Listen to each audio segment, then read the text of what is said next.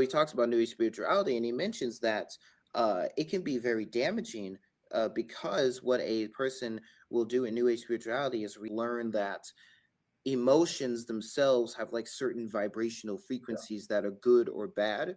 So now we're assigning moral value to emotions in and of themselves. The person will start to not show certain emotions and show others. So instead of dealing with them, they suppress them because I need to demonstrate love all the time so that I Mhm. can give that out to the universe and then the universe Yeah. can give back to me. I can't demonstrate anger because that's the opposite of love and that's terrible. They can't express themselves. And so this even starts to, they'll start to create a false version of themselves. Now you have to ask yourself, well, can I even share my emotions with other people? What am I supposed to do when my dad passes away? Grief is full of all these negative emotions. You can't do that. So, one of the things that I like to talk about is the constructs that have been built, around those areas of like emotions and thought. The thing that's so important I have to remind people is from the Christian perspective is saying, okay, let's look at this objective worldview that talks about the creator who creates thoughts and emotions and everything.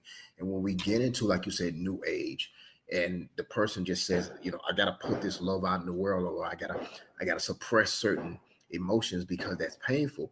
The reality is, like you said, from the Christian perspective, you begin to understand there is that righteous anger when we're dealing with things like justice and fairness and so forth.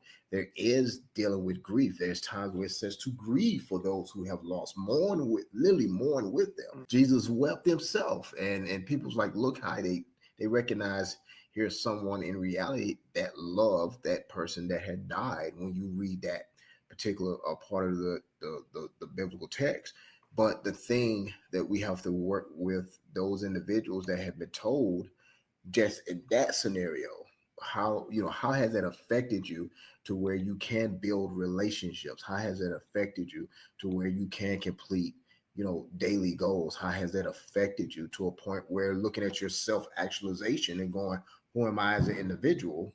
Because sometimes that stuff has been so ingrained with them, and like that on you, you're peeling, you'll find those spots that may be just riding spots, just gotten so deep in there.